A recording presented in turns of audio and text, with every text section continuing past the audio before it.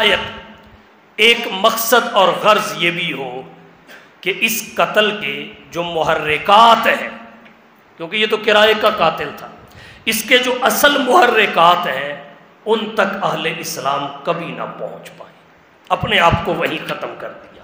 عمر کو مارنے والے نے اپنے آپ کو مار لیا، عمر کے دشمن نے اپنے آپ کو مار لیا۔ یہ دہشت گردی کا آغاز یہاں سے ہوا کہ مسلح رسول پہ، خلیفہ رسول پر حملہ کیا گیا۔ بہرحال حضرت عمر رضی اللہ تعالی عنہ کے علاج کے لیے اطباء آئے۔ ایک طبیب نے آتے ہی پوچھا محبوب مشروب کیا ہے؟ بتایا گیا نبیذ، پلائی، زخم سے نکل گئی۔ پھر دوسرے طبیب نے دودھ پلایا، زخم سے نکل گیا۔ بالآخر اطباء کہنے لگے امیر المومنین، ہمارے اندازے کے مطابق آپ کا شام تک زندہ رہنا بھی مشکل ہے، آپ وصیت فرمائیے، وصیت فرمائیے۔ حضرت عمر بن خطاب فرمانے لگے میں تو فارغ ہو چکا ہوں۔ یہ تھی احتیاط۔ ہمارے یہاں کیا ہے، بندہ وینٹیلیٹر پہ لگا ہوتا ہے، آکسیجن لگی ہوئی ہے، مگر اس نے پھر بھی اپنی اولاد کو بتایا نہیں ہوتا میں نے لینا کس سے ہے، دینا کس کا ہے۔ اور وہاں اطباء نے جب کہا وصیت کیجیے، انہوں نے کہا میں تو فارغ ہو چکا ہوں۔ خلیفہ کے تقرر کی کمیٹی کا تعین کر دیا، مقرر کر دی، دیگر معاملات بتا دیے۔ البتہ یہ بات سننے کے بعد حضرت عمر بن خطاب رضی اللہ تعالی عنہ نے حضرت عبداللہ بن عمر کو بلایا، اور عبداللہ بن عمر کو بلا کے کہا بیٹا میں تجھے حکم دیتا ہوں، ماں عائشہ کے پاس چلے جاؤ اور حضرت عائشہ سے جا کے یہ کہو کہ عمر بن خطاب کہتا ہے کہ میری خواہش ہے آپ مجھے اپنے ساتھیوں کے ساتھ اپنے حجرے میں تدفین کی اجازت دے دیں، دفن ہونے کی اجازت دے دیں۔ حجرے کی مالکن آپ ہیں، حجرے کی مالکہ آپ ہیں، آپ اجازت دیں۔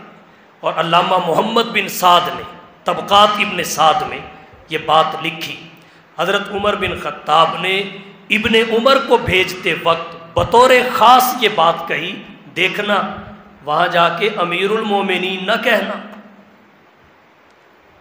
کہ دبدبے کی وجہ سے ماں ہاں نہ کرے، امیر المومنین نہ کہنا، دنیا سے جاتے ہوئے بھی، زخمی ہونے کی حالت میں بھی سرکاری عہدے کو اپنی ذات کے لیے استعمال کرنا گوارا نہ کیا۔ اور یہاں تو حکمران کا چپڑاسی مان نہیں ہوتا، وہ پورے ملک کا ڈون ہوتا ہے، اپنے آپ کو سیاہ اور سفید کا مالک سمجھتا ہے۔ اور عمر بن خطاب کا طرز زندگی کیا ہے، ان کا طرز حکمرانی کیا ہے، کیا انداز جہاں بانی ہے؟ فرمایا امیر المومنین نہ کہنا، عمر بن خطاب کہنا۔ حضرت عبداللہ بن عمر آئے، ماں عائشہ سے درخواست کا ذکر کیا۔ حضرت عائشہ نے کیا جواب دیا؟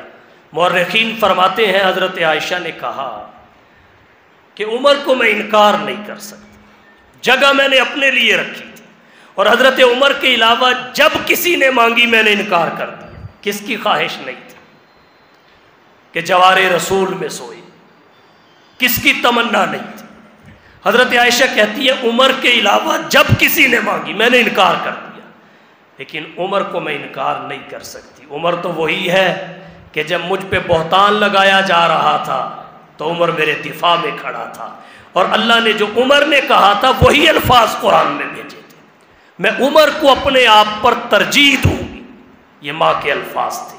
حضرت عبداللہ بن عمر واپس آئے، بتایا، حضرت عمر اٹھ کے بیٹھ گئے، جب آتے دیکھا پوچھا، کہا میرے لیے سب سے محبوب چیز یہ تھی۔ پھر ایک وصیت فرمائی ابن عمر کو کہ بیٹا ابھی میں زندہ ہوں، منہ پیار ہوتا ہے، مروت اور لحاظ ہوتا ہے، اس اجازت پہ میرا شرع صدر نہیں ہوتا، جب میں دنیا سے چلا جاؤں کفن پہنا دیا جائے، اس وقت میرے جنازے کو لا کے روضہ رسول پہ رکھ دینا، پھر اجازت طلب کرنا دوبارہ، اگر اس وقت اجازت ملے تو مجھے روضہ رسول میں دفن کرنا، اور اگر اس وقت اجازت نہ ملے تو مجھے عام مسلمانوں کے ساتھ عام قبرستان میں، وہ حضرت عمر نے کہا ہمارے لیے سب سے خاص قبرستان وہی ہے جہاں سب جنتی سوئے ہوئے ہیں۔ تو حضرت عمر بن خطاب نے کہا اگر اجازت نہ ملے تو پھر مجھے جنت البقیع میں دفن کر دینا، بقیع کے قبرستان میں دفن کر دینا۔ حضرت عمر رضی اللہ تعالی عنہ کی نماز جنازہ ان کی وصیت کے مطابق حضرت صہیب رضی اللہ تعالی عنہ نے پڑھائی، اور جب آپ کا جنازہ روضہ رسول کی طرف اٹھا کے لایا جا رہا تھا، لوگ سمجھ رہے ہوں گے عمر بن خطاب حجرہ عائشہ میں جا رہے ہیں، لیکن فرشتے کہہ رہے ہوں گے حجرہ عائشہ میں نہیں، عمر جنت میں جا رہے ہیں، کیونکہ حجرہ عائشہ خالی جنت ہی نہیں ہے بلکہ جنت کی بھی جنت ہے۔ ما بین بیتی و منبری روضۃ من ریاض الجنہ۔ حضرت عمر بن خطاب رضی اللہ تعالی عنہ کے جنازے کو وہاں رکھ کے پھر اجازت مانگی گئی۔ حضرت عائشہ نے فرمایا سلامتی کے ساتھ داخل کر دو، سلامتی کے ساتھ داخل کر دو۔ نبی کے روضے میں، نبی کے پہلو میں دفن ہوئے، نبی کے روضے سے، نبی کے پہلو سے اٹھیں گے۔ منہا خلقناکم وفیہا نعیدکم ومنہا نخرجکم تارۃ اخری۔ حضور نے اپنی زندگی میں متعدد بار فرمایا انا و ابو بکر و عمر، انا و ابو بکر و عمر خلقنا من تربۃ واحدۃ۔ مجھے ابو بکر و عمر کو ایک مٹی سے پیدا کیا گیا، وفیہا ندفن، اور اسی مٹی میں ہم سب کو دفن کیا جائے گا، اور قرآن کہتا ہے وہیں سے اٹھایا جائے گا، جہاں سے محمد مصطفیٰ اٹھیں گے وہیں سے ابو بکر و عمر اٹھیں گے، جہاں محمد مصطفیٰ سوئے ہوئے ہیں وہیں ابو بکر و عمر سوئے ہوئے ہیں، جو اللہ کی رحمت محمد مصطفیٰ پہ اترتی ہے وہی ابو بکر و عمر پہ اترتی ہے، جو محمد مصطفیٰ کے روضے پہ حاضر ہوتا ہے وہ ابو بکر و عمر کے مزارات پہ بھی حاضر ہوتا ہے۔